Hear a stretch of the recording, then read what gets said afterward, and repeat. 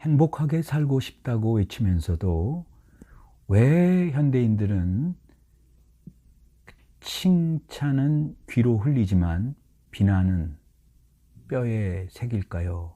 가슴에 깊이 각인시킬까요? 바로 이 세상이 만들어가는 부정 편향 때문입니다. 이 세상에 아주 네거티브한 나쁜 문화죠. 심리학자 마틴 셀리그만에 의하면 우울증에 비해 기쁨이나 성취에 대한 연구는 터무니없이 부족하다고 합니다. 우울증 연구가 4만 건이라면 행복과 기쁨에 대한 연구는 단 40건 정도에 불과하다고 하니 이 얼마나 불행한 현대 문화입니까? 안타깝게도 부정 편향은 성격적 결함이 아니라 현대 문화가 지향하는 뇌의 시스템이 되었다고 합니다. 그래서 이 부정 편향 뇌의 시스템은 많은 사람들이 온통 약점에는 온갖 관심을 쏟으면서 자신의 장점, 강점은 파악하지 않고 못하는 걸 잘하려는 노력의 혈안이 된 나머지 자기가 잘하고 있는 것을 더 발전시키는 이 문화가 완전히 폐쇄되었다고 합니다. 그리하여 자신의 가슴을 뛰게 하는 에너지, 바로 자신이 갖고 있는 그 장점과 강점을 더 고찰해서 분석해서 그것을 극대화시킬 수 있는 탁월함을 반복해서 계속해서 그것을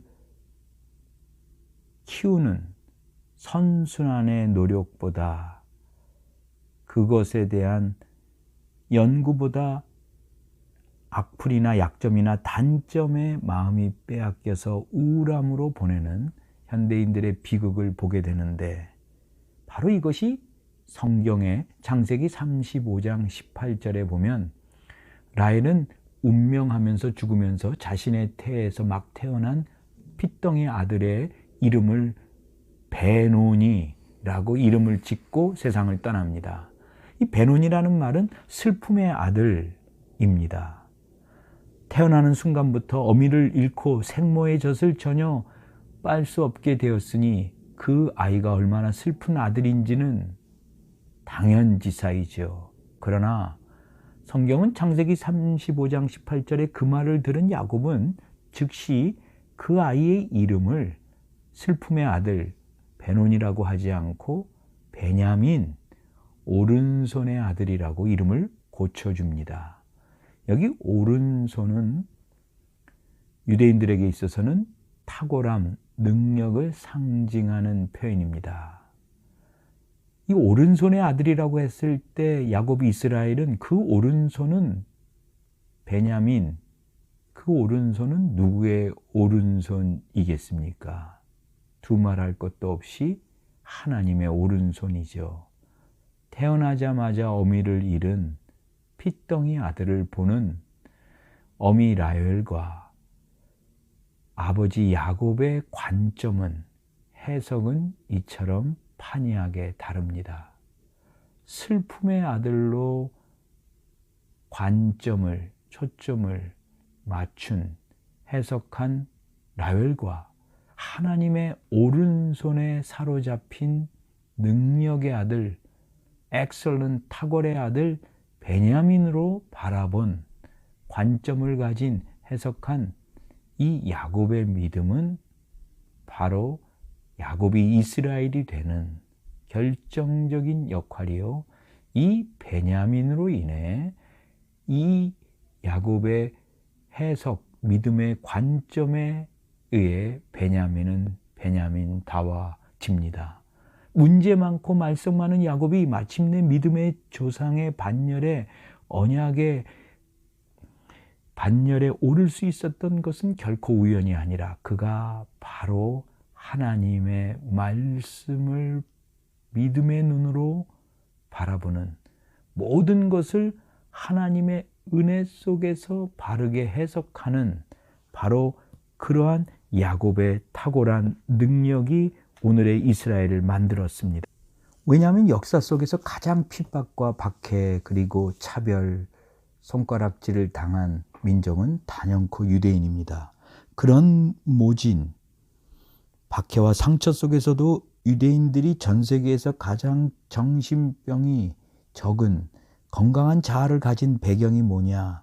바로 그들은 이 대속죄일 하나님 앞에 회개하고 참회하면서 자신들의 모든 어렵고 힘든 문제를 남을 탓하거나 환경을 탓하거나 그리고 무엇을 원망하지 않고 오히려 그러한 상황 속에 왜 내가 그런 어려움 속에 왜 내가 있어야 하는지 하나님의 섭리를 항상 하나님의 선하신 합력하여 선을 이루시는 하나님의 그 선하신 뜻을 가장 존중히 여기면서 이런 어려운 상황 속에서도 내가 하나님의 섭리로 하나님의 뜻으로 무엇을 할 수 있는지 하나님께 그 뜻을 구하는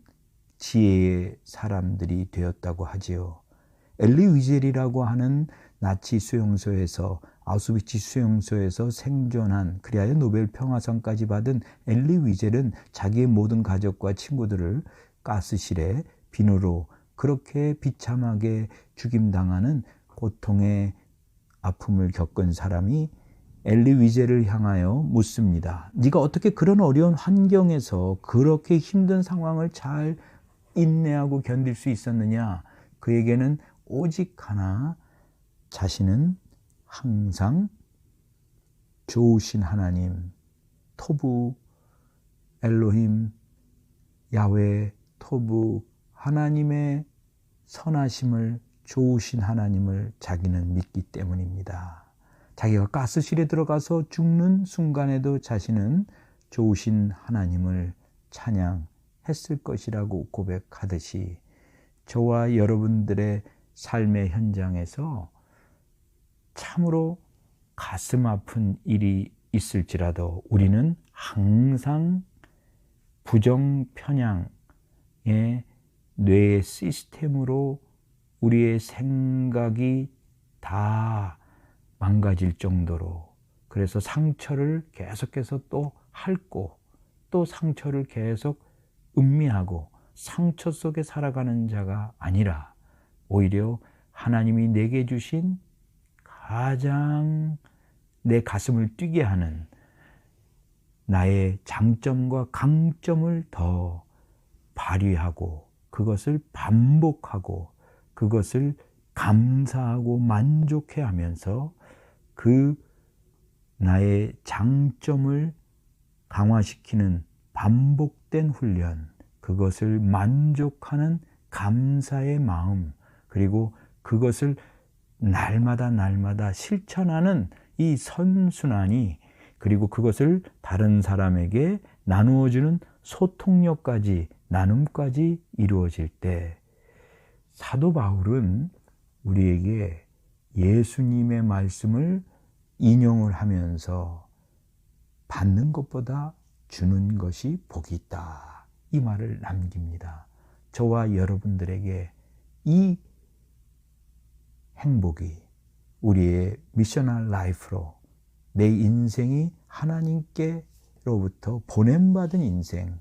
왜냐하면 예수님이 이 땅에 오셔서 부활하셔서 우리에게 하신 말씀은 아버지께서 나를 보내신 것 같이 나도 너희를 보내노라. 이 요한복음에 아버지라는 단어가 104번 나옵니다.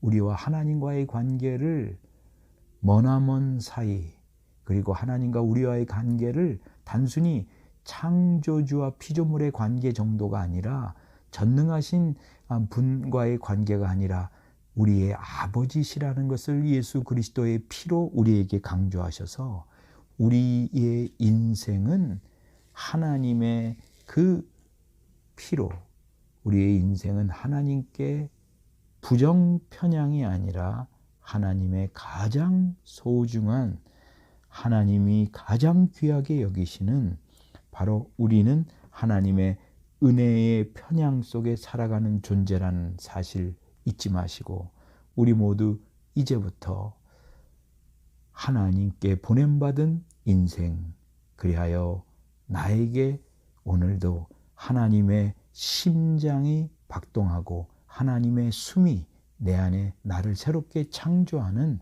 보냄받은 우리 미셔널 라이프의 주인공이 되기 원합니다.